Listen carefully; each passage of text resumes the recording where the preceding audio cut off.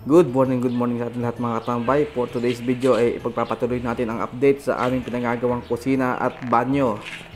So yun nga mga katambay, yung huling video natin ay pinakita natin na naglagay na sila ng poste at binuhusan na nila ang mga puting. Ngayon naman mga katambay bubuhusan naman nila yung mga pagitan ng poste at sisimulan silang mag CHB laying o mag-asintada bago tayo magkaroon ng tie beam. So ayan mga katambay, at naghahalo na sila ng semento para makapagbuhos na tayo doon.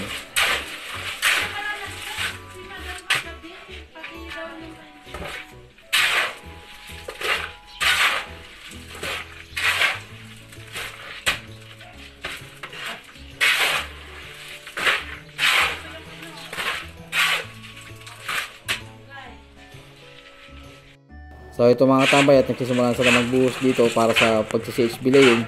Siyempre kailangan nilang buhusan muna ng semento at maglagay na lang ng dowels para sa pag-aasinta ng mga hollow blocks. So ito ang aking mga trabahador dito mga tambay, apat sila.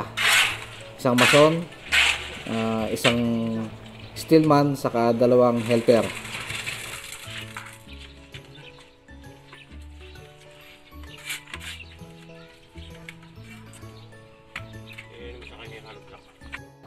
So ito nga mga katabay, at nagdadala na sila ng mga hollow blocks dito para sa magiging wall natin dito para sa itong area. Ito mga katambay, ito yung gagawin natin na kusina. Nalaglag sana eh. So dyan na sila magsisimula na mag-asintada, at hanggang dito yung paggagawa natin mga katambay dito sa may poste na to. Dito sa may likod din itong camera, dyan natin gagawin yung ating banyo mga katambay.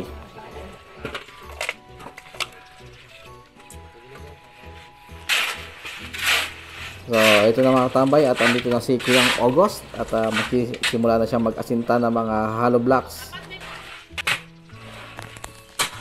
At dito naman sa kabilang side mga tambay, bubusan na rin yung puting dito. Ito yung pinakapader para sa banyo. Sa kabilang side naman ito mga tambay.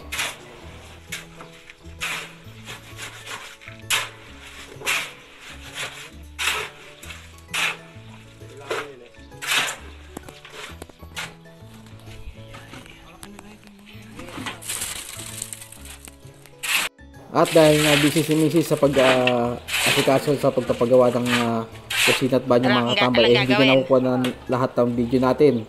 At pasensya na rin po sa mga nanonood. Siyempre gagawa rin po siya ng mga pamerienda ng mga tao, kaya hindi nakuha ng lahat. Ito na ang sumunod niyang nakuha ng mga katambay, at naka layout o naka-lay na yung yung hollow blocks, at nilagay na rin yung forma para sa tie beam. Ito yung tie beam mga katambay, ito yung magbibigay ng lakas o kapit sa bawat poste. Hindi ako sigurado mga katambay kung ilan yung CHB laying nasa sa baba, kung 3 o 4 or 5 ang nakalagay doon bago tayo nag tie beam, kasi nga sabi ko nga sa previous video, medyo alakanin yung lupa namin pagka baha. So dapat itaas namin yung flooring.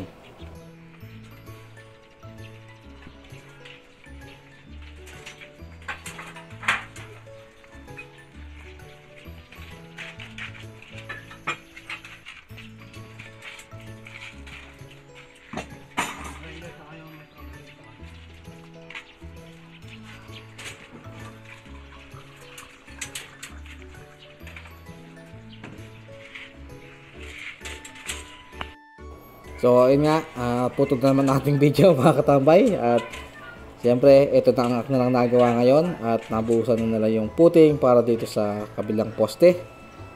At siyempre nakapag layout na rin sila ng CHB, nakapag asintada na rin sila, at nakapagporma o nakapaglagay na rin sila ng bakal para sa ating tie beam o yung bigas sa ilalim na siya magsusuporta sa mga poste natin. So kung mapapansin nyo dito mga katambay, ay meron ditong butas. Ito yung dating septic tank. Ito yung mga sinaunang septic tank. At ito ay ala naman ng laman. Kaya binutas na rin namin. Dahil nga syempre kailangan din natin na siguraduhin compact yung ilalim niyan. At dito nga mga katambay, nagkaroon kami ng desisyon ng aking misis na matagal namin pinag-iisipan o pinagdidesisyonan simula nung ipagawa itong bahay. So ito na nga, at naisipan naming i-extend, at yun na rin yung advice sa amin ng gumagawa ng bahay o aming foreman, kasi nga medyo alanganin ang pagpapagawa namin ng kusina ng pwesto dahil na rin sa poste na ilalagay dito sa kabila. Kaya kailangan naming bagbagin itong lumang kusina. Nakita nyo, ito yung luma namin kusina mga katambay. Dito nakalagay yan. So kailangan kasing bumutas para sa wall. Kaya kailangan wasakin din yung kusina dito.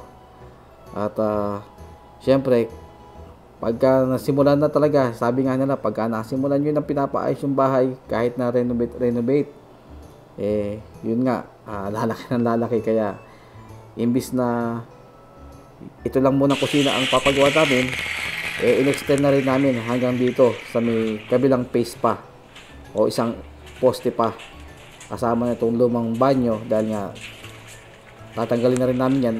Kasi ang problema, kung yun ang kusina namin at yung banyo ang lilipat namin, tapos siyempre ito babagbagin din, magiging open area at magiging open siya, hindi na rin siya magiging magandang tignan. So ito, sinisimulan na rin nalang lagyan ng poste o buhos yung mga lalagyan ng poste mga katambay.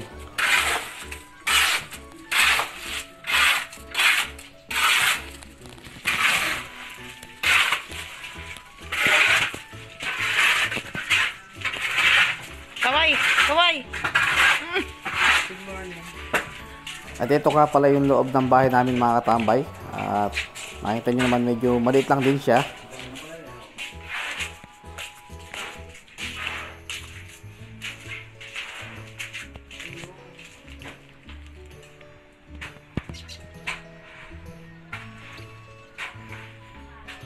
So ito na nga mga katambay, at sinimulan naman na lang hukayan ng isa pang poste para dadagdagan na kasi natin yung paggagawa natin.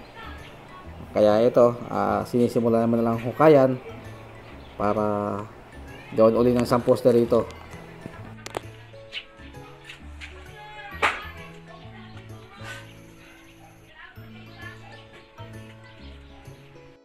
Ito namang isang poste na ito mga katambay, ito yung loob ng bahay namin, ito yung luma.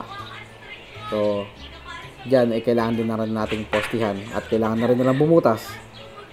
Kaya ang mangyayari dito talagang mababagbag lahat ng side namin na yun, ng kusina sa kanyang lababo.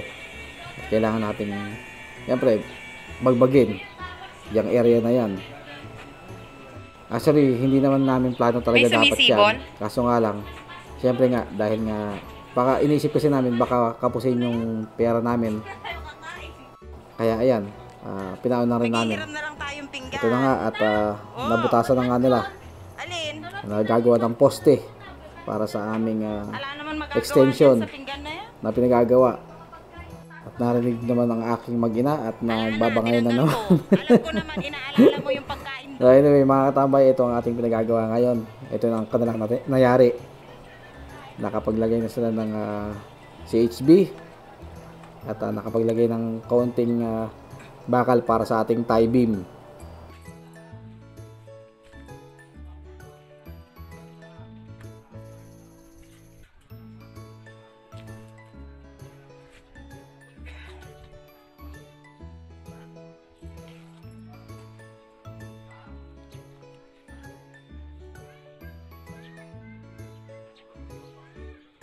So hapon na mga katambay, at nagpapahinga muna ang ating mga trabahador at pinagkakape muna natin, pinagbibenta muna natin bago sila umuwi.